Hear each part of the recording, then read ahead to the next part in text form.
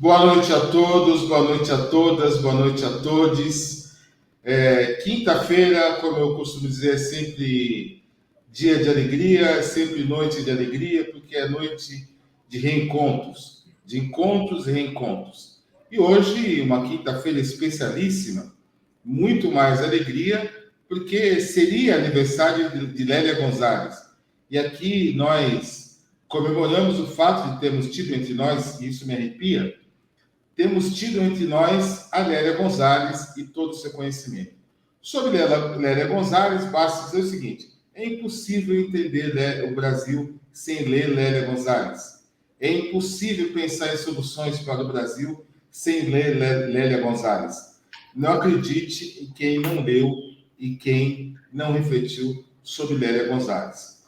E também uma quinta-feira especialíssima, porque estamos abrindo o mês de fevereiro, véspera do dia de Iemanjá, com a brilhante presença da nossa querida deputada Mônica Seixas, do movimento Pretas do PSOL, e que é uma combativa trabalhadora pelos direitos da periferia, pelos direitos da mulher negra, pelo direito à água e contra as privatizações. Ela mesma, uma mulher negra, filha de mulher negra, filha de uma mãe que muitos de nós conhecemos, porque fizeram caminhos, essas mães, muito semelhantes na luta para alimentar os seus filhos, não só do alimento físico, mas também do alimento que é a própria dignidade e do alimento que são os sonhos.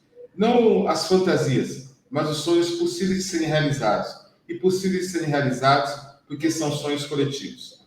Muito obrigado, deputada Mônica Seixas. Uma alegria recebê-la aqui no Café Preto. A casa é sua. E salve, salve geral que está assistindo, Hilário. Prazer estar aqui conversando contigo. Um prazer estar contigo nesse dia, mais um dia do nascimento, da existência de Lélia. E nesse dia que é véspera também do aniversário do meu país e tu, minha cidade natal, onde eu cresci, vivi, uma cidade que nasce, a Roma brasileira, que nasce no dia de Iemanjá e não tem uma gota d'água. E a gente precisa refletir também sobre a nossa relação com o sagrado da natureza, que as religiões de matriz africana nos ensinam tão bem, né? As entidades, os orixás, todos eles são elementos da natureza. Nesse dia também queria mandar um salve para o interiorzão, para a minha cidade e das imensas lutas que a gente trava nos interiores desse estado. Logo se vê que ela é de tudo, porque ela é grande. E começou a luta, não começou, mas talvez tenha tido maior visibilidade exatamente na luta pela água em Itu. Você pode contar para a gente esse começo? Infelizmente, né? É uma daquelas coisas que a gente não gostaria de ter vivido e não gostaria que nenhuma pessoa vivesse. Mas eu sou jornalista por formação, sou da primeira turma do ProUni Brasil. Vim de uma família rural, agricultura rural, minha mãe solo, meus irmãos todos trabalharam desde criança. Eu lembro que, tipo, quando eu era criança, a minha mãe ganhava o salário mínimo da época, que eu acho que era R$100, e a parcela do terreno era R$90.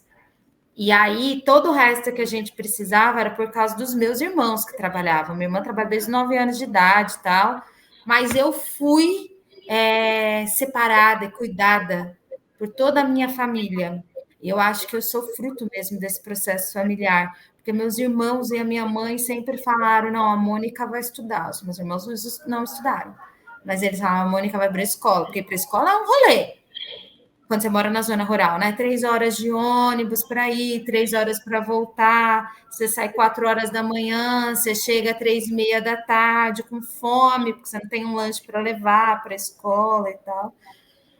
Fiz ProUni, muito incentivada pela minha família, só que o jornalismo te separa da política, porque até então você não podia ter uma carteirinha militante, um posicionamento político e trabalhar numa redação. Era mais cuidadoso a relação política do jornalismo e os jornalistas com arquétipos políticos e posicionamentos políticos.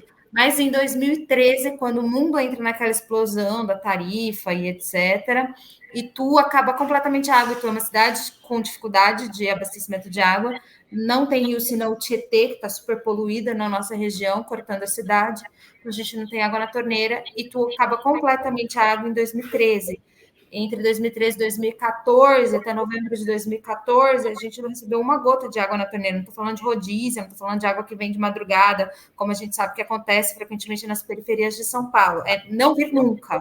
A única forma de acessar a água eram os caminhões-pipas que circulavam pelas ruas e as pessoas se degladiavam para um balde de água, uma garrafa PET de água na rua, a cidade fedia, não tinha descarga, enfim, todo banheiro fedendo, toda casa fedida, toda pessoa fedida, porque a gente fica sem dignidade do banho.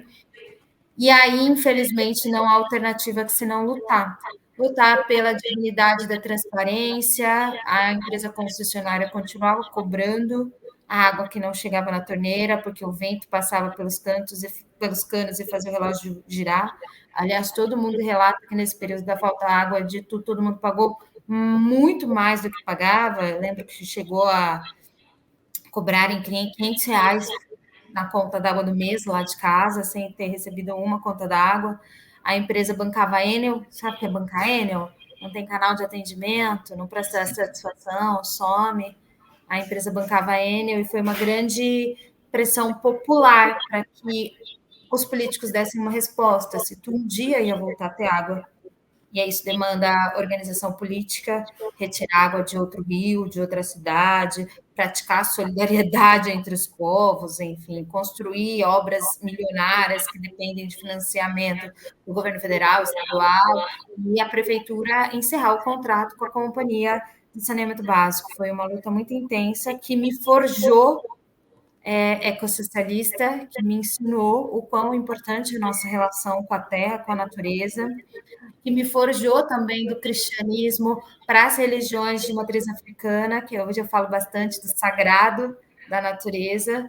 É assim, acredito muito nas sabedorias ancestrais dos indígenas latino-americanos, que consideram assim. E aí, a partir dessa luta, fui demitida, já era mãe, então eu tinha meses de vida, já era mãe, fui demitida, com aquela sensação de, ai meu Deus, eu nunca mais vou conseguir voltar numa redação porque estava fazendo ato, protesto pela água na rua. E aí eu resolvo, já que eu estou ferrada mesmo, eu vou fazer o que mora no meu coração, apresentar uma alternativa política para essa cidade. E lancei minha candidatura à prefeitura de Itu, com uma proposta de democratização da cidade para a juventude, para as periferias que lá são rurais, como eu te disse, essas que demoram 3 horas para acessar o centro de ônibus, e de diversidade. Dentro dessa candidatura, eu, candidata a prefeita, estava lá no meu grupinho, candidata a vereadora Érica Hilton, e de lá a gente foi vindo, e estamos aqui. A Érica Hilton, quero mandar um abraço para a deputada Érica Hilton, que teve a gentileza de nos atender 2 vezes, quando ela foi candidata a deputada federal, e recentemente nós fizemos entrevistas exatamente da forma como nós estamos fazendo aqui. Nós gravamos e depois lançamos na quinta-feira à noite a entrevista. Foi um papo maravilhoso. Deputada, eu acabei de ver aqui pela minha janela que começa a chover. E aí começa a chover, a gente começa a ficar com medo de acabar a luz, que é uma coisa que tem acontecido sistematicamente quando chove e quando não chove. Por que tem ocorrido tantos eventos de falta de luz diante de temporais que nós já sabemos que existem, porque dezembro, janeiro, fevereiro, é época de temporal. Por que tem ocorrido com tanta frequência? Você que tem lutado contra a privatização, teve a oportunidade de fazer uma reflexão, um estudo sobre isso, alguma discussão? Sim, é negacionismo climático e também uma autorização para que a iniciativa privada explore economicamente a população que está condicionada a serviços de monopólio. Serviços que não tem como você ter concorrência. Você não pode escolher ter outra empresa te fornecendo energia na sua casa. Você só tem essa que o município te oferece. Assim como a Enel, a gente tem a CPFL, a gente tem outras empresas aqui em São Paulo, mas a Enel de longe é pior, mas todas muito ruins. Água é a mesma coisa, você não pode escolher outra companhia, que senão é essa aí que passa na sua rua, que a sua cidade te oferece. Então, você não podendo escolher outro serviço, você ficou obrigado a consumir o serviço de baixa qualidade que essas empresas estão autorizadas pelo poder público te oferecer. Por outro lado, existe um negacionismo propositado, político, mas também econômico, das alterações climáticas. Todo mundo sabe, na política também, que nós estamos vivendo um momento de fervura global e de fenômenos extremos caminhando a passos largos para a extinção humana, a passos largos.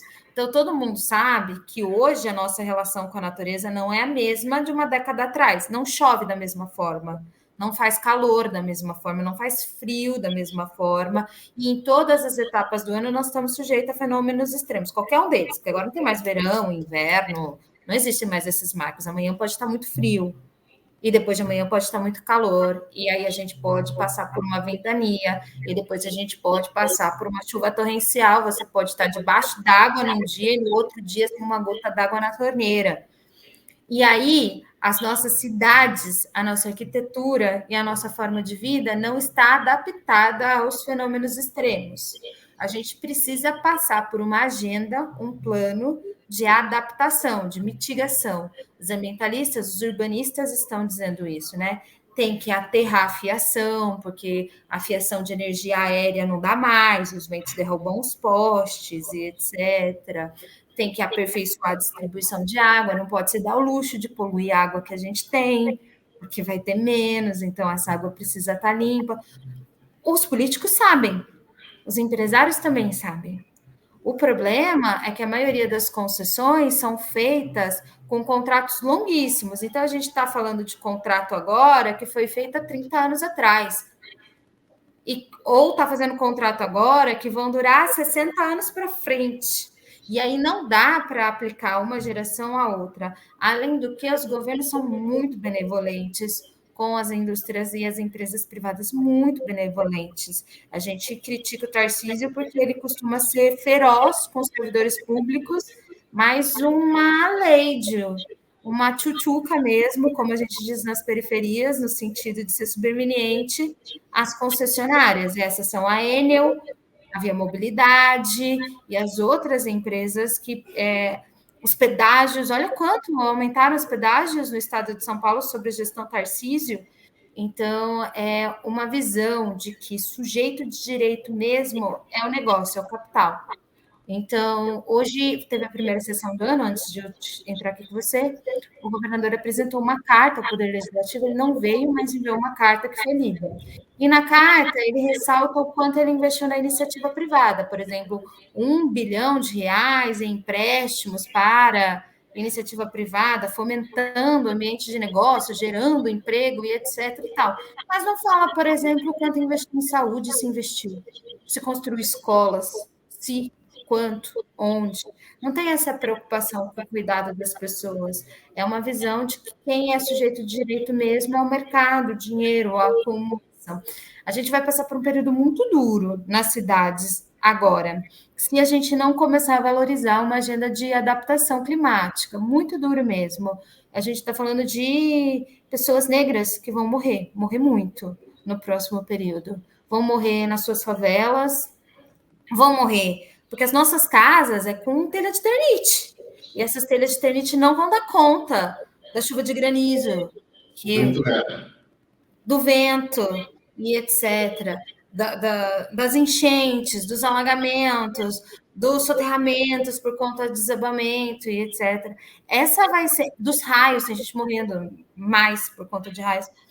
Infelizmente, é isso que a gente vai assistir. E não é a cada novo verão, como a gente falava quando eu cheguei. Há 5 anos atrás, eu cheguei aqui com esse discurso. A cada novo verão, pretos e favelados morrem. Agora não tem mais esse marco, é todo dia. A cada chuva ou a cada fim de tarde, pretos e favelados morrem. E aí, a agenda de ter energia em casa ela é muito importante, é muito importante. Já passou da hora da gente encerrar esse contrato com a Enel. A gente precisa trazer para São Paulo algo mais conectado com os nossos tempos. E sabe quem vai investir em soterramento de cabo?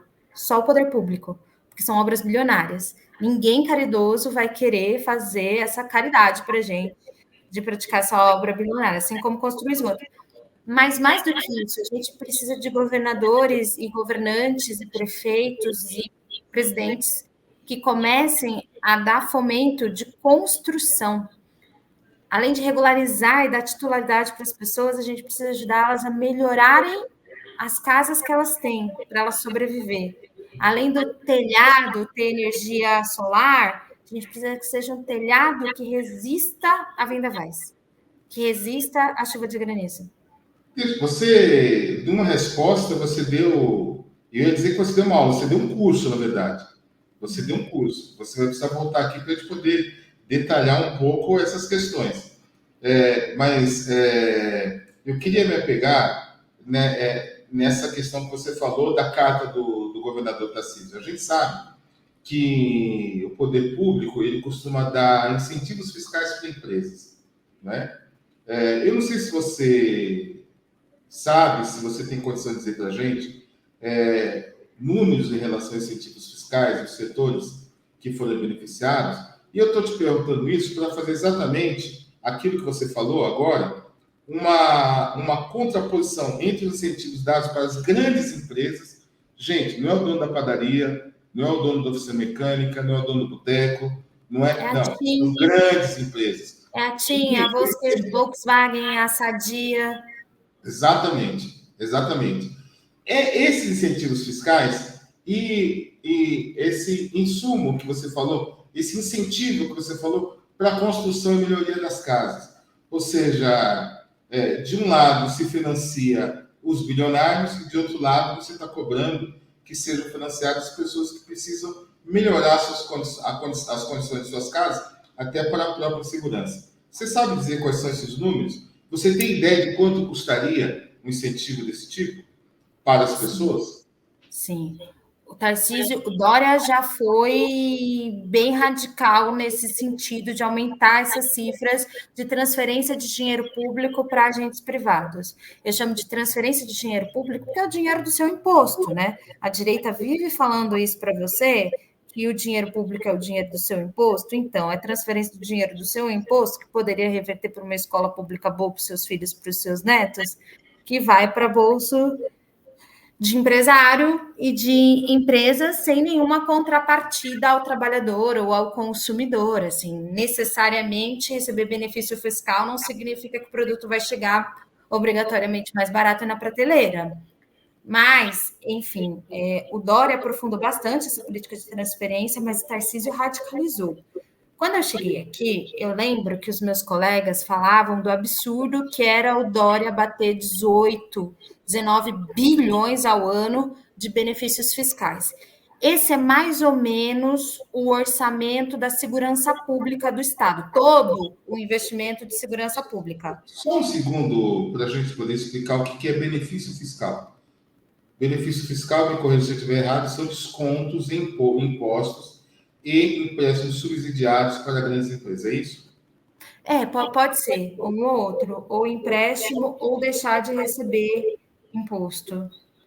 Ou conceder outros benefícios, por exemplo, dar terreno, não receber parcela de doação de terreno e etc. Mas o mais comum é deixar de receber impostos. Certo.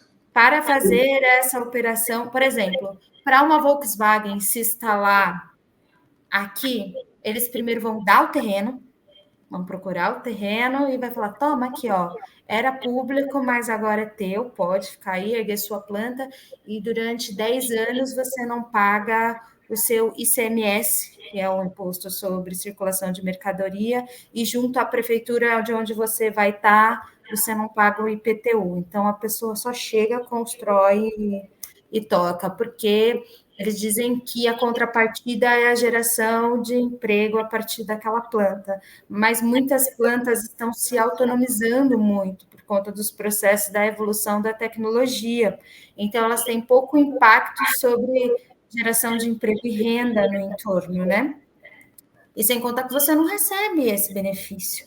Se você presta algum serviço comunitário, por exemplo, vou citar um exemplo. Tem feira na frente da tua casa. Você está prestando serviço comunitário, né? Tua entrada e saída dentro da tua casa fica comprometida para a realização da feira, que inclusive eu gosto muito, frequento no meu bairro, e sou muito agradecida à paciência dos meus vizinhos que têm a feira na porta da sua casa. Mas essas pessoas recebem alguma contrapartida pública? Quase nunca tem abatimento no IPTU e etc e tal, por essa coisa de serviço público prestado. Então, é um absurdo. Quase nenhuma empresa paga imposto e quase toda a arrecadação fica por conta do pequeno consumidor, sobre o que você paga quando você compra o arroz e o feijão. É disso que a gente tem o grosso da arrecadação do país. As empresas e indústrias quase não pagam impostos que você paga. Você paga IPTA, IPTU, IPVA, você paga os seus impostos, que eu sei. O que você está propondo, se eu estou entendendo bem, é que pelo menos parte do incentivo fiscal dado às empresas seja revertido para benefício da população, para que elas possam regularizar os seus terrenos, para que possam regularizar suas construções e que para que possam também fazer melhorias nas suas habitações, Não, criando inclusive segurança para as próprias pessoas. sem sombra de dúvida, eu não sou contra benefício fiscal, se ele for usado para incentivar alguma política de bem-estar coletiva, não para aumentar o lucro do empresário. Porque você vai ver essas grandes empresas que recebem benefício fiscal, ano após ano aumenta a quantidade de dinheiro que ele lucra, que ele embolsa. Então, ele poderia pagar o imposto e contribuir para o coletivo.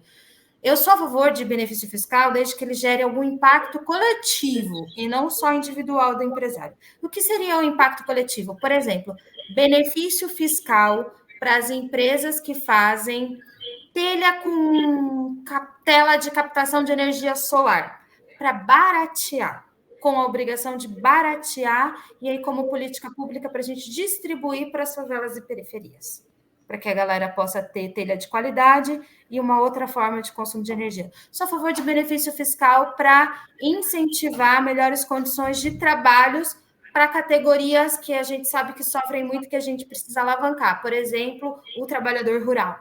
Quanto de trabalho análogo à escravidão a gente tem? Não é dar benefício para a galera que escraviza a gente, mas é incentivar que a gente continue a ter pessoas trabalhando no meio rural com dignidade, com melhores condições de vida, com equipamentos, com casa própria, que tua família seja incentivada a seguir nessa carreira, que é uma carreira promissora. Todo mundo fala que o agro é pop, que o agro movimenta o PIB brasileiro, mas a realidade das pessoas que estão lá com a mão na terra é bárbara, é horrorosa. A gente quer que as pessoas tenham orgulho de dizer que fazem parte desse setor que movimenta o PIB brasileiro. Eu quero ver jovens dizendo, vou fazer faculdade para continuar aqui, tocando a tradição e o que meu pai e minha mãe se fizeram. Eu sou filha de pequenos agricultores. Pergunta para mim se eu quero plantar alface. Eu quero, porque eu tenho minha pequena hortinha. Mas se fosse para eu viver da venda da alface que nem viveram os meus pais, não quero não, porque eles passaram fome. Passaram fome porque o alface não nos sustentava, nem a venda dos alfaces nos sustentava. Então, eu acho que incentivo não é ruim. O problema é, Dória abriu um rombo, ele começou, e todo mundo ficou escandalizado na época da Dória, porque ele salta aí para casa dos 18, 19 bi ao ano de benefício fiscal, que é mais ou menos todo o investimento em segurança pública, mais ou menos todo. As delegacias, do papel, do boletim de ocorrência, dos trabalhadores todos da segurança pública do Estado. Agora, o Tarcísio, ele quer saltar para 65 bi ano. Esse é o maior orçamento do Estado. É mais do que o orçamento da educação, que constitucionalmente deveria ser o maior investimento. É mais do que o orçamento da educação somado com o da saúde, que a gente sabe que é um impacto financeiro. Só que esse dinheiro deixando de entrar, a gente sente na ponta. Então, como a gente vai sentir isso? As escolas colapsando, como já estão, A gente está há 2 dias aí do planejamento escolar, as aulas na rede estadual, algumas já estão de portas abertas, outras estão para começar, e tem escola que ainda não tem professor contratado, não tem papel higiênico nas escolas. E na saúde eu não preciso nem falar, porque meu telefone não para de tocar de pessoas desesperadas, porque média complexidade, cirurgias, internações, UTIs, etc., são todos da rede estadual, né? O município, ele atende os postos de saúde, que é a saúde básica. E tá um caos, tá todo mundo desesperado porque não tá rodando as filas, não tá tendo Sou atendimento. exemplo disso porque eu fiquei 2 anos esperando uma cirurgia para colocação de prótese no quadril, porque o governador da época, Dória, simplesmente suspendeu as cirurgias de grande porte, quando a pandemia baixou e a gente pôde voltar a fazer cirurgias.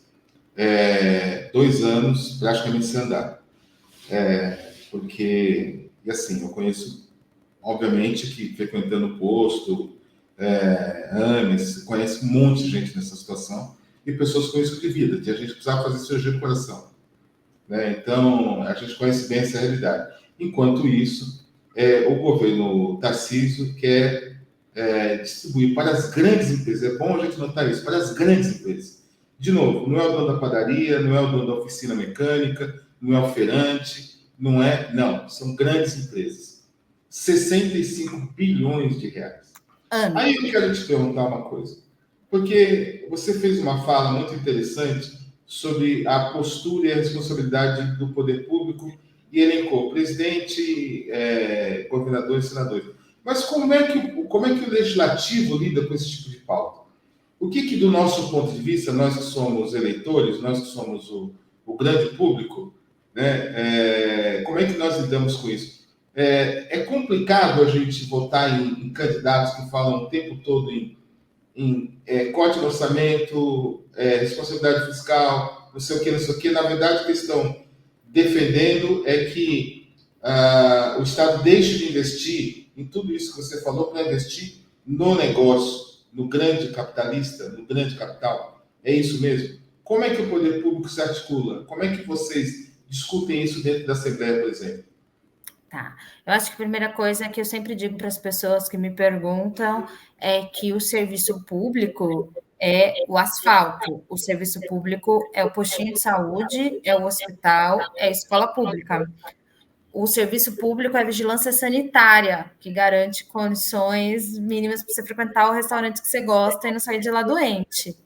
O serviço público é a vacina. O serviço público é um pacto social que nós brasileiros fizemos no passado e que eu me orgulho de que nós praticaríamos a solidariedade.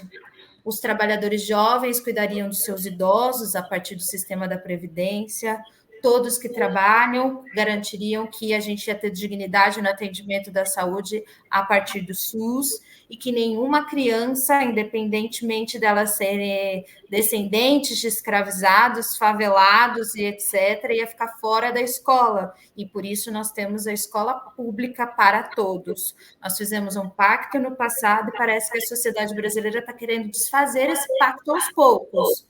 Quando a gente desfaz o serviço público, a gente está dizendo que é cada um por si e acessa quem pode pagar. E a gente sabe que a gente ainda não chegou num lugar do Brasil em que todas as pessoas podem pagar por tudo. Aliás, tem coisa que é muito cara que nem a classe média consegue acessar. Vai fazer um parto particular sendo de classe média para ver, tá 20 conto um parto. Vai Você ser precisa classe de UTI, então?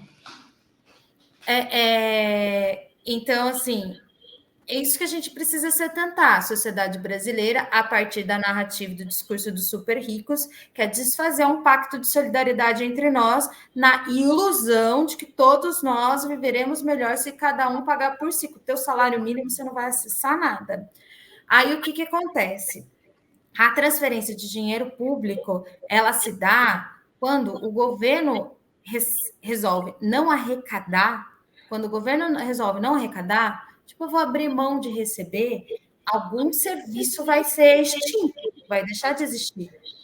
Se antes a gente arrecadava vamos chutar, o Dória deixava de receber 20 bi. Agora o Tarcísio vai passar para 65, a gente vai deixar de arrecadar 45 bi que a gente arrecadava.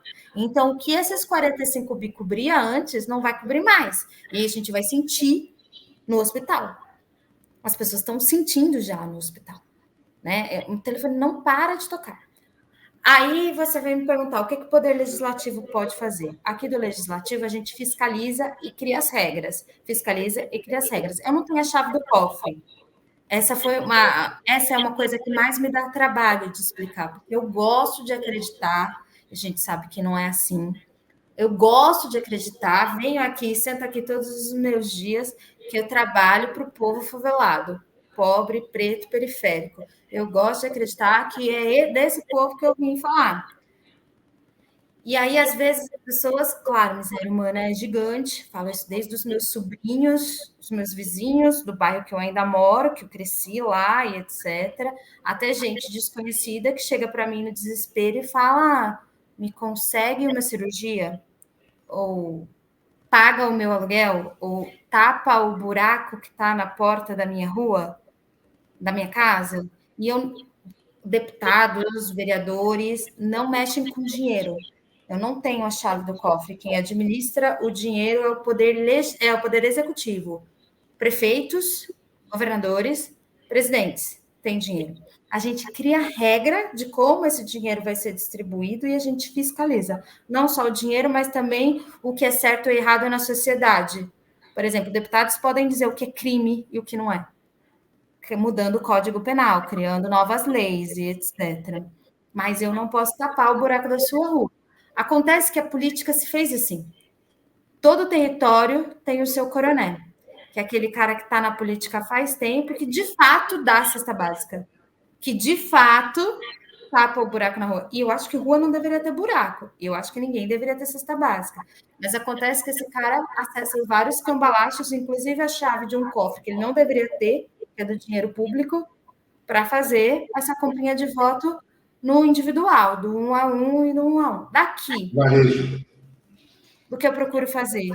Dizer para os meus irmãos e para as minhas irmãs que, infelizmente, o poder para a gente é diferente, que o meu salário, infelizmente, não daria para eu alimentar todas as pessoas que eu gosto de pensar que eu represento, mas que eu luto todos os dias para que elas não sejam dependentes dessas pequenas ações de compra de votos, que todo mundo tenha a dignidade da casa, da água, da energia, da comida no prato, e eu vou aumentando, eu produzo bastante, então eu vou aumentando bastante as travas da legislação. Então eu quero criar um critério, e estou aqui batalhando há 5 anos, que foi um dos meus primeiros projetos quando eu cheguei aqui, critério para benefício fiscal. Eu escrevi uma lei sobre isso. Eu acho que uma empresa, para deixar de pagar o seu IPTU, o seu ICMS, etc., tem que dizer para a gente como é que ela vai beneficiar a população do estado de São Paulo. Como é que, ô Tim, você vai deixar de pagar imposto, mas e aí, como é que a gente vai colocar a internet na favela e periferia?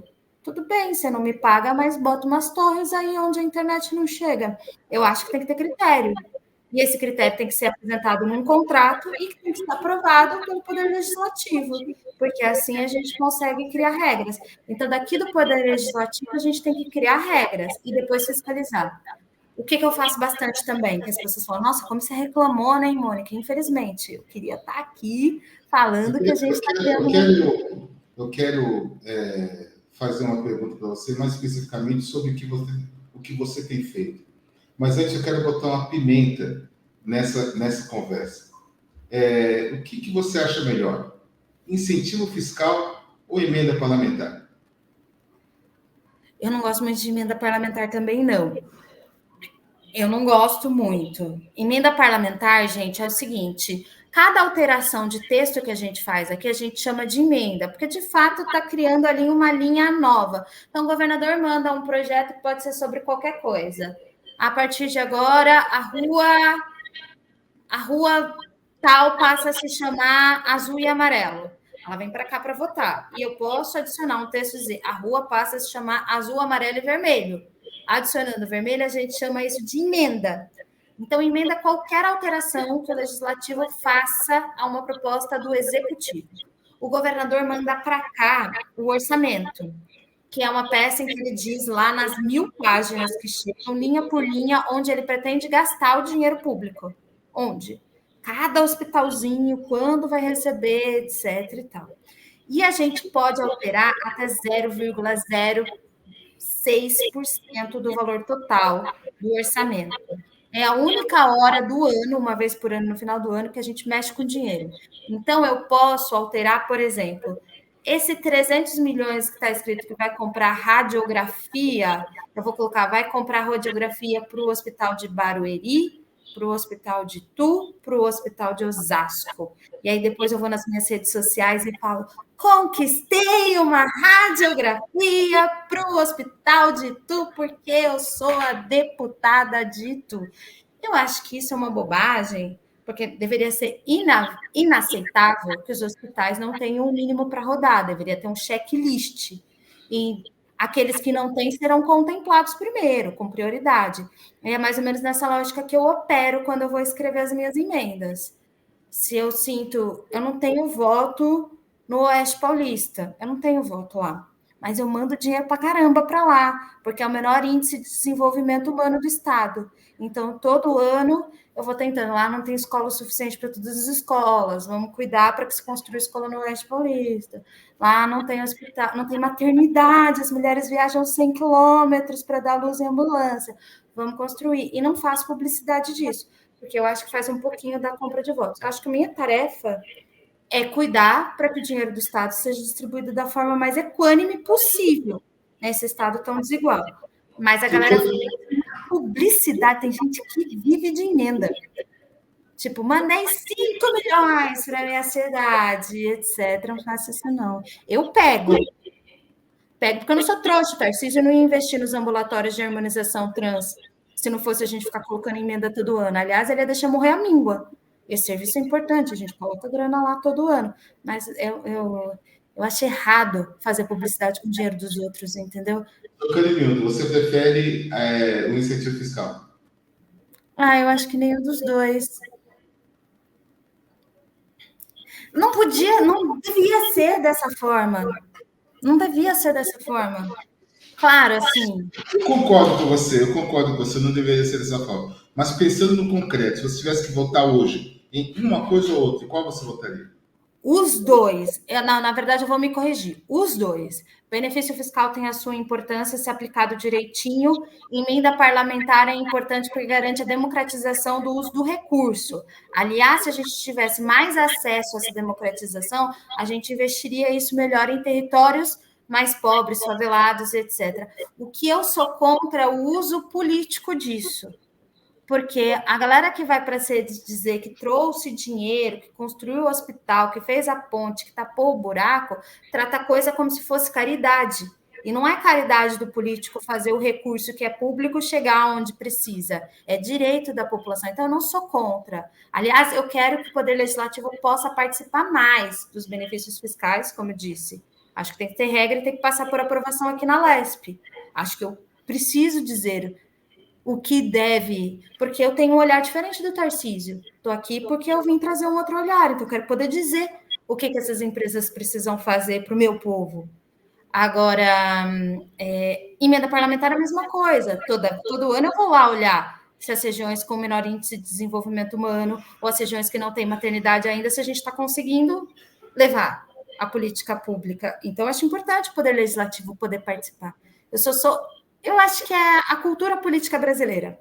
Essa coisa do favor, essa coisa do tomar. Isso que eu acho errado, entendeu? Acho que deveria ser proibido fazer inauguração de obra pública. Cara, que ódio que me dá de ver gente cortando faixa de coisas que deveriam ter sido feitas há um século atrás e dizendo, eu fiz. Fez nada, cara, com seu dinheiro. Foi servidor público, geralmente um cara preto, terceirizado, ganhando mal, que bateu o concreto, que ergueu isso aí.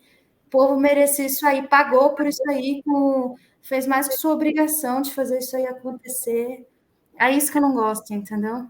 Deixa eu fazer um corte na nossa conversa. para te perguntar uma coisa. Estou adorando a conversa, muito informativa, eu acho que a informação é fundamental. Mas eu queria saber de você uma coisa. Quem é a Mônica Seixas? Como se construiu a figura que olha se nos apresenta, que traz tanta sabedoria e tanta assertividade nas palavras? Ui, eu sou filha da Dona Maria, que resistiu uma vida inteira para ter um prato de comida. Eu sou muito, muito, muito ansiosa. Eu acho que a minha patologia é uma característica que é marcante na minha personalidade, porque eu estou sempre descontente, sempre querendo resolver e sempre me movendo. Sou uma canceriana dramática, carinhosa, afetiva, mãezona. Sou apaixonada por comida, cozinha, churrasco, quintal, pessoas em volta de comida, é uma coisa que eu gosto muito de fazer. E sou uma pessoa, acho que revoltada, acho que eu sou bastante revoltada com o estado de Inquieta. coisas. E Mas não sou brava. As pessoas acham que ser combativa é ser uma pessoa brava, assim, que se passar pela minha porta vai tomar um esculacho, se falar comigo na hora errada vai tomar uma invertida. Eu não sou, eu falo baixinho, inclusive. Uma das coisas que as pessoas, assim, a minha equipe fala assim, às vezes você precisa xingar, e mesmo nas situações mais adversas eu tô, por favor, com licença, faz isso, mesmo que eu diga, faça isso, porque senão eu vou acionar a justiça, faça isso, senão eu vou te processar. Estou sempre dizendo, faça isso, por favor, etc. E tal. Eu não sou brava. Me defendendo, né? É porque todo mundo acha que eu sou brava, eu não sou. Eu acho que você é brava. Mas brava no bom sentido. Brava não no sentido de ser uma pessoa difícil de lidar, mas no sentido de ser incisiva naquilo que é necessário ser incisivo. Aí eu queria te perguntar uma coisa. Você fez uma série de colocações e fez uma crítica da política brasileira com um olhar respeitado na política paulista. Como tem sido o seu dia a dia aí? Eu não vou falar de deputados que cometeram racismo contra você, esse tipo de coisa. Eu queria saber o que é que te dá alegria, o que é que você tem conseguido construir no seu mandato. Eu mergulho muito da gente ter começado a construir isso, está em processo ainda a celebração da vida e da história negra no estado de São Paulo, porque eu acho que quando a gente não sabe de onde a gente veio, a gente também não consegue decidir para onde a gente vai. E esse estado que foi formado a partir do imagético e das homenagens aos bandeirantes é um estado que existe para nos matar. É um Estado que existe para nos criminalizar e nos demonizar. Então, a gente chegou aqui, um dos nossos primeiros projetos falava, ainda antes de eu amadurecer essa questão da derrubada dos monumentos em homenagem a racistas, um dos nossos primeiros projetos falava da troca do nome da rodovia Bandeirantes para a rodovia Guarani, que de quebra é uma homenagem ao nosso povo originário aqui do estado de São Paulo. Quem fundou o estado de São Paulo não foram os bandeirantes, foi o povo Guarani, indígena, que ainda vive por aqui. E a partir disso, a gente começou a construir um bloco de leis que fala da derrubada de monumentos racistas e da construção em seu lugar de homenagens aos nossos, porque a gente precisa saber que os nossos construíram tudo que a gente pisa no Estado, tudo, materialmente, porque, como eu disse, é sempre um griot, um mais velho, um jovem preto que está lá, batendo concreto, mas também fizemos a arquitetura, a arte, a poesia, a música. Tem tantos sambas pelo estado de São Paulo, tanta expressão cultural que sustenta famílias inteiras, que leva a tradição e identidade. Tem identidades de cidades que são feitas a partir da cultura preta, mas ninguém fala da cultura preta. É como se o samba tivesse surgido do nada, como se aquele tambor tivesse se materializado ali no meio daquela festa. Então, eu mergulho muito de construir a luta pelos nossos, eu mergulho muito de construir uma luta pela divisão mais equânime dos recursos. Nós temos um Estado muito voltado ao eixo São Paulo, Campinas, São José dos Campos, e a gente tem muita diversidade, a gente tem comunidades tradicionais, povos indígenas, quilombolas, a gente leva recursos até eles. Me orgulho muito de estar contribuindo, lutando contra a violência contra a mulher no estado de São Paulo. Me orgulho muito de ter feito parte da luta pela construção do primeiro Museu da Memória Indígena do Estado e me orgulho muito de sempre ter mandatos coletivos. Foi um processo. Os bastidores da política é difícil, construir coletivamente também não é fácil. Não é fácil.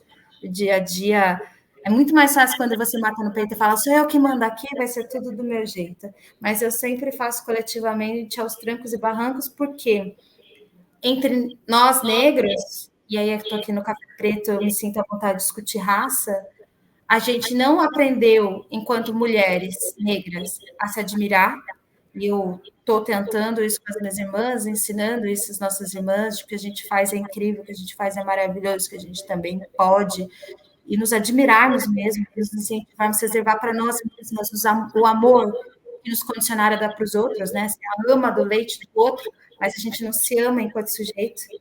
E para os nossos homens negros, afago e afeto, porque os homens negros não podem ser amados, os homens negros não podem ser abraçados, para eles destinam toda a violência, né? Todo o ódio, até o arquétipo de violência é reservado, estereotipado na figura de um homem negro, e isso a gente tem que construir. Então, eu me orgulho muito de construir coletivamente sobre esses princípios, para as mulheres negras, nossa admiração, para os homens negros, o nosso afeto, e está fazendo isso uma política enquanto eu toco o mandato, e do meu mandato saindo novas figuras, e daqui a pouco tem senadora, presidente, governadora, prefeita, que vai sair daqui dos movimentos pretas, isso também me orgulha muito.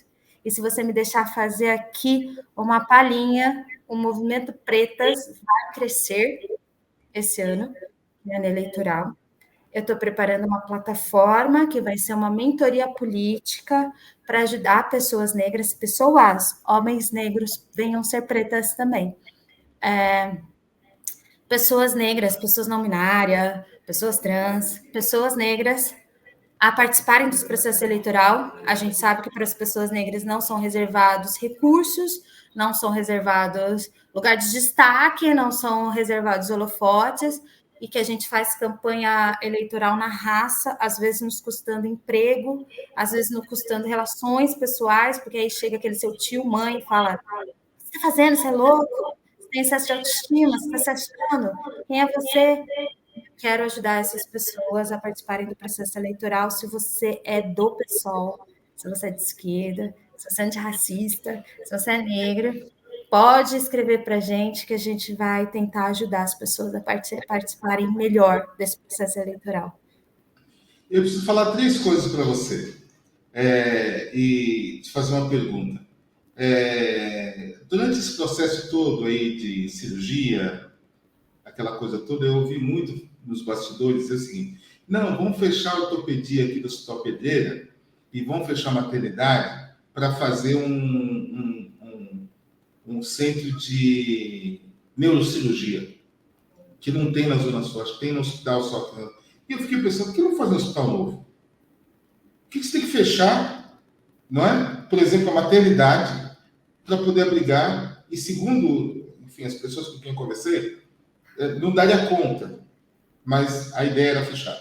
Então, me parece que isso está em discussão, não sei como está agora. Queria até pedir para você dar uma olhada nisso, porque eu fico imaginando o tamanho da população negra e o trânsito que tem aqui na Zona Sul. Imagine você ter que sair não sei para onde para ganhar um filho, né? Para ter o seu parto. Né? Então, se você puder fazer isso, não estou pedindo para mim, eu estou falando porque a Zona Sul é enorme, enorme. A outra coisa, e agora eu me sinto muito à vontade, tenho discutido isso com o pessoal, meus amigos do Movimento Negro, nós precisamos mudar o nome da Avenida Paulista para Avenida Palmares. Amém! Avenida Palmares, tem que ser Avenida Palmares, porque Paulista é o nome antigo dos bandeirantes. Né? Antes chamava de Bandeirantes, chamava de Paulista, então tem que mudar para Avenida Palmares. E aí, então, já estou te oferecendo uma pauta. dentro do seu... Essa eu posso ajudar só um pouquinho, porque a Sim, Avenida Paulista é de administração municipal. E municipal. aí eu não posso mexer nela, porque eu sou deputada do Estado e mexo nas coisas que pertencem ao Estado. Mas Mas eu muitas vou chamar a minha empresas, amiga Luana Alves, vereadora de São Paulo, e falar: isso, amiga, eu vi uma ideia o muito boa movimento negro, aí. você precisa ser um coletivo. Precisa ser um Protocolo coletivo para dentro nós. do movimento negro. E a outra coisa que eu queria te falar, te perguntar é o seguinte: dentro desse processo todo, qual a importância do voto negro? Nesse processo de construção do movimento pretas e de outras possibilidades de negros acessarem o poder e discutirem. Eu gostei muito dessa sua ideia de dar incentivo para as pessoas fazerem melhoria nas suas casas. Então, obviamente, nós precisamos de alguém com trajetória parecida com a sua, parecida com a minha. Eu não sou candidato, não sou e não serei. Parecida com a minha, de tantas outras pessoas. Essa pessoa negra que você falou que bate o concreto, e nós sabemos que bate mesmo. Precisamos de pessoas com essa trajetória, com essa ideia, que defende esse tipo de coisa. Mas dentro disso, qual a importância do voto negro? De trazer mais democracia para a dita democracia, para a falsa democracia. A gente sabe que a democracia ainda não existe para todas as pessoas, que não chegou a todos os territórios brasileiros. Tem gente que ainda não tem direito à vida, não tem direito à vida. Pode morrer a qualquer hora e nem ser enterrado como indigente. Tem gente que não tem direito à comida no prato, tem gente que está bebendo água suja, que está convivendo com doenças que os nossos livros dizem que foram enterradas no século passado, mas que fazem parte do território onde o esgoto corre a céu aberto e que também não está no mapa da cidade porque ainda não foi regularizado. Então, trazer indígenas, trazer pessoas trans, trazer mulheres, trazer negros para a política é, de fato, concretizar uma democracia que o Brasil ainda não conseguiu fazer. Só com a pluralidade e a diversidade, brigar na política é saudável, é importante. Eu aprendo muito com os meus colegas, inclusive com o pessoal aqui do gabinete. Aqui dentro do meu gabinete, que é o formado entre pessoas que poderiam ser iguais, nós não somos. Eu cresci na roça de Itu, que é uma vivência completamente diferente da Rose, que cresceu em Barueri, que é uma periferia e uma cidade rica ao mesmo tempo, encostadinha aqui nessa megalópole, que ainda me assusta. Eu ainda olho para São Paulo com uma cara, com um medo de caipira. Isso aqui é muito grande para mim. Nós somos diferentes, essa diversidade precisa existir na democracia. Se ela não existir, não há democracia, porque hoje a gente tem uma política formada por empresários de meia idade branco, que na sua maioria do tempo discute negócios. A gente não discute pessoas, a gente não discute territórios, a gente discute negócios na política. Tanto é que olha o quanto o negócio leva de dinheiro e investimento da política, porque tem os seus lobbies. Agora, qualquer negro serve? Qualquer negro serve? Eleição é uma loteria, às vezes a gente aposta em gente muito legal e aí, no meio da coisa, a realidade bruta vai se impondo.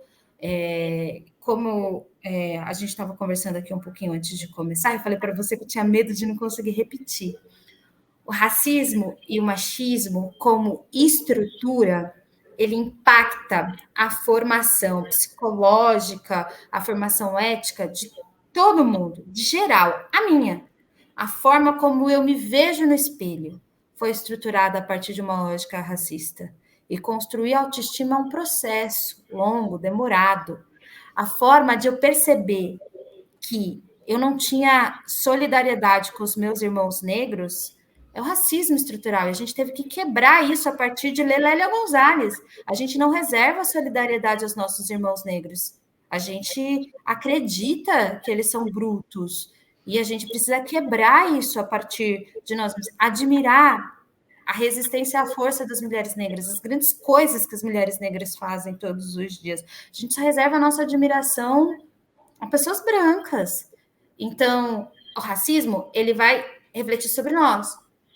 E aí vai ter meia dúzia de preto que vai sair por aí dizendo que a solução é a gente se comportar que nem os brancos, ou a gente proteger os brancos, ou que vencer na vida é chegar perto de ser o que um branco é. Inclusive, assim, no ponto de vista de arquétipo, de construção sociológica, né, da branquitude, não é o formato de pessoa que a gente quer ser. Aí você, pessoa branca que está me ouvindo, não estou te ofendendo, eu estou dizendo que assim como o racismo formatou uma identidade, a branquitude é outra identidade formada a partir da superexploração de corpos negros, e não é isso que a gente quer para a sociedade, a hiperexploração de ninguém. Então, tem gente que vai falar que se eu for chefe tá da hora, estamos tudo livre, que privatiza tudo mesmo, porque legal mesmo é você ter seu áudio, pagar o seu convênio médico, da hora, se você tem um áudio, uma casa própria e consegue pagar o seu convênio médico, mas e a tua solidariedade? Não existe? Entendeu? E as pessoas que não poderão, para você, você acha que a vida delas não vale menos? É isso que a gente quer para a gente? Copiar esse modelo de quem tem dinheiro é gente, quem não tem dinheiro não é? Não é isso que a gente quer. Então vai ter esse preto. Vai ter esse preto que vai defender incansavelmente os privilégios e a narrativa da branquitude, porque foi condicionada a acreditar que isso é o único mérito, é a única coisa boa que a gente vai poder ter na vida. Mas a grande maioria de nós sabe que não há solução que senão o cuidado seja coletivo, porque foi nossa tia ou nossa avó que cuidou da gente para nossa mãe trabalhar. E quando a gente fez 8 a 9 aninhos, a gente cuidou dos nossos irmãos e dos nossos priminhos. A gente sabe que a gente teve que livrar o nosso coleguinha que ia apanhar até sangrar na escola. A gente sabe que a gente teve que ficar de olho nas nossas irmãs e primas para elas não serem violentadas, abusadas quando o seio começou a nascer. A gente sabe que mesmo não tendo comida, as nossas mães dividiam arroz com ovo, com todo mundo. A gente sabe que as nossas avós sabiam quem tinha gás e quem não tinha gás em casa. Não é isso? Os nossos avós não sabiam? E aí elas falavam assim, não, vamos chamar fulano para comer aqui em casa hoje, que a gente sabe que acabou o gás lá, ele não vai ter condição de cozinhar hoje. Que a minha mãe recolhe a roupa da vizinha até hoje, ela sabe quem está com roupa no varal. A gente sabe que a gente teve que se cuidar, que a gente teve que se coletivizar. Então, por isso, eu acho muito importante a gente ainda, apesar daquela meia dúzia que é atrasalado, e é atrasalado mesmo. Tem uma galera que é atrasalado. Os pretos da MBL, atrasalado. Os pretos do Bolsonaro, atrasalado. A serviço da branquitude. Tem medo de atrasalado? Tem atrasalado. Mas a grande maioria de nós sabe, porque viveu assim. Não sabe viver de outra forma. E que bom. Eu costumo dizer que aqui no Café Preto eu não ganho um único centavo. A minha riqueza é ouvir pessoas como a Mônica Seixas. A minha riqueza é receber convidados, convidadas e convidadas que nos dão essa alegria e que nos dão esse alimento para a gente poder continuar não só no Café Preto, mas para a gente poder continuar acreditando nas pessoas e continuar acreditando em política. Porque se nós hoje temos o SUS, se nós hoje temos uma escola pública, é porque pessoas que amassavam barro também faziam política. Você fez uma bela fala aí sobre a Constituição de 88, falando sobre o Pacto Social. A Constituição de 88, ela conseguiu trazer essas coisas porque as pessoas participavam, né? Eu me lembro disso, né? Eu me lembro do tempo que as pessoas colocavam a pastinha debaixo do braço e sentavam no lugar e falavam, olha, vota na Mônica Seixas, ela é uma pessoa que pensa assim, assim, assim, assim, assim. E ele, pessoas se elegeram assim. E foram lá lutar contra o Centrão do Gastone Riga, que era o líder do Centrão na época, um deputado, se não me engano, do Paraná, se não me engano, do PTB. Foram lutar contra esse tipo de coisa. Por isso que a gente tem SUS, por isso que a gente ainda tem a aposentadoria, mas se a gente não mudar a maneira de pensar política, quando eu falo a gente, somos nós eleitores. Se a gente não mudar essa maneira de pensar política, logo a gente não vai mais ter também previdência social, aposentadoria e todo esse tipo de coisa. A nossa Constituição é muito bonita mesmo. Eu reivindico muito a nossa Constituição. Eu acho que ela é uma das peças jurídicas mais bonitas e progressistas, inclusive, traz direitos avançados à nossa Constituição. Porque ela foi construída a muitas mãos, que é aquele vídeo do Krenak, aquele indígena, durante o processo, enfim, reivindicando os direitos dos indígenas, mas também porque a gente estava vendo uma série de punição aos militares da ditadura latino-americana, como foi na Argentina e etc. E os militares brasileiros resolveram investir em não serem punidos e soltar a mão para a galera brincar de fazer política naquele momento. Então, o texto que saiu foi um texto que estava no momento aberto, caminhos abertos, para que a gente pudesse mesmo sonhar, só que não é um texto efetivado. Infelizmente, a gente nunca chegou a cumprir a nossa Constituição. É isso que eu estou falando. Eu defendo a nossa Constituição, mas ela ainda não é uma realidade. Direito à casa não é uma realidade. Direito à saúde não é uma realidade. Criança como prioridade absoluta do Estado não é uma realidade. Todas as pessoas têm direitos iguais. Não é uma realidade. Eu defendo a Constituição, mas ela ainda não é aplicada. Me permite dizer duas coisas. Eu me lembro como a Constituição foi combatida já no nascedor. E esses grupos que combatem a Constituição hoje estão combatendo a Constituição lá no nascedor, hoje estão por cima. Né? A disputa entre os setores mais progressistas e os mais atrasados estão expressos no texto da Constituição. Agora, os setores progressistas, é bom que se diga, nós fizemos a Constituição ainda sob a influência de uma política que teve Carlos Alberto Caol no Senado, que teve Abdias Nascimento no Senado. Eu me lembro, acho que em 86, da lei, da notícia sobre a lei, gente, pasme, 1976, a lei que permitia o divórcio, que foi, se não me engano, relatoria, foi feita por um senador chamado Edson Carneiro, que não se entendia negro, mas que efetivamente era negro, né, do MDB. PMDB na época, MDB, não me lembro. 76 ainda era MDB, o antigo MDB. Então, quer dizer, a nossa participação na política muda a história da política, né? E traz pessoas como Mônica Seixas, traz gente como a Erika Hilton, que nós entrevistamos aqui, e muita gente boa. Na próxima semana nós vamos entrevistar a deputada Dandara, de Minas Gerais, que foi relatora do projeto de lei de cotas aprovado recentemente na Câmara dos Deputados. E é importante a gente conversar com essas pessoas para a gente entender o quanto a gente também influencia a política. Eu já fiz uma pergunta difícil para você aqui, para encerrar eu quero te fazer uma outra pergunta difícil. Dos seus projetos de lei, dessas coisas que você vem construindo, qual que você traria agora, que você falaria agora e defenderia rapidamente para a gente aqui? Nossa, eu poderia falar dos rios como sujeitos de direito, ou até mesmo da derrubada dos monumentos racistas, que são projetos ideológicos, estão no campo do simbológico, que eu acho que formam identidade. Mas hoje mesmo, o que eu quero mesmo, que eu vou dormir contente se eu conseguir aprovar, é câmera nos uniformes dos policiais. A gente precisa ser pragmático, entendeu? Tem hora que você precisa ser pragmático.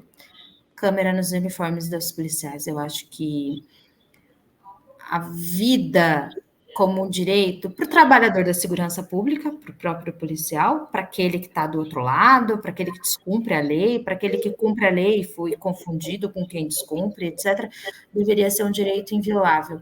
E a gente está, no Brasil, caminhando a passos largos para a milicianização da polícia.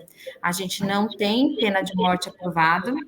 A gente, teoricamente, não é um país que defende execução, mas a galera tem defendido execução e autorizado a polícia a agir como esse sujeito. O resultado é que a gente tem recorde de suicídios de policiais e recorde de mortes provocadas pela ação policial. Então, antes de eu sonhar na vida incrível que eu desejo para nós, eu preciso diminuir a possibilidade da gente morrer. Então, hoje por hoje, assim, que eu estou dando sangue aqui na Assembleia Legislativa para aprovar, é a obrigatoriedade de câmera nos uniformes dos policiais. Nós nem conseguimos falar sobre violência de Estado. Então, fica aqui já consignado um convite para você voltar aqui para a gente continuar essa discussão.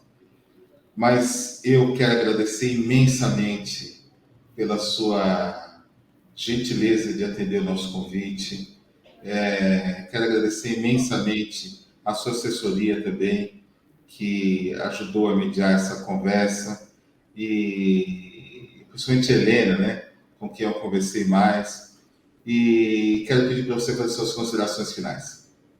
Só agradecer, Hilário, agradecer a você que teve a paciência de nos acompanhar até aqui. Dizer para você que ano que vem é mais um ano importante, a gente está numa grande disputa do país que a gente quer ter, do país que a gente quer ser. As eleições municipais são importantes, prefeitos e vereadores administram boa parte da política do cotidiano, que é o asfalto, o postinho, isso é muito importante, então se prepara aí para isso. Hilário, desculpa a demora, sei que você estava tentando fazer isso há um tempo. Para você que nos segue nas redes sociais, eu não sou a pessoa mais online do mundo. O Hilário escreveu para as nossas redes sociais algumas vezes pedindo essa entrevista. Até a chegada da Helena, com quem você falou, e é uma aquisição recente aqui do gabinete, eu mesma respondi a todo mundo. E aí ficou humanamente impossível. E aí tua mensagem foi ficando ali, né? Até a chegada da Helena, e a Helena está tentando colocar todo mundo em ordem, porque eu acho também que eu aprendo muito ouvindo as demandas populares. Então, eu acho também que o inbox das redes sociais é onde as pessoas nos contam os problemas do seu território, é onde papos importantes como esse surgem, é onde eu aprendo coisas sobre regiões, cidades do estado que eu nunca pisei. A gente quer dar mais atenção a isso para você conseguir falar com a gente sobre as redes sociais. Também peço desculpas, mas é que eu achava que eu era uma super mulher e que eu ia conseguir dar conta da rede social sozinha. Não foi humanamente possível, graças a Deus, porque tem bastante gente lá. A Helena chegou para somar. Não precisa se desculpar, a gente sabe da correria do trabalho, não é fácil, e o mais importante foi que a gente conseguiu fazer essa conversa boa aqui, essa conversa gostosa, e que as portas do Café Preto estão abertas para você, a hora que você quiser, a hora que você precisar, dá um toque. A gente se falou mais pelas redes sociais, mas eu vou te mandar depois o meu WhatsApp, e as portas do Café Preto estão abertas para você. Gente, muito obrigado. Quero agradecer muito a todos, todas e todes. Na próxima quinta-feira tem mais uma conversa boa. Vamos conversar com a deputada Dandara. E quero convidar vocês também a seguirem a Mônica Seixas nas redes sociais, porque a discussão é cotidiana. A gente não consegue estar o tempo todo falando aqui no Café Preto com a Mônica Seixas, todos os dias, mas as redes sociais da Mônica Seixas estão aí. Eu espero que vocês acompanhem. E na segunda-feira, é bom lembrar, tem mais um Café Preto Expresso, Notícia Preta em Debate, em que nós fazemos análises de notícias que são disseminadas e produzidas pela mídia negra. Eu espero você na segunda e na quinta-feira. Grande abraço, deputada Mônica Seixas. Até a próxima. Tchau.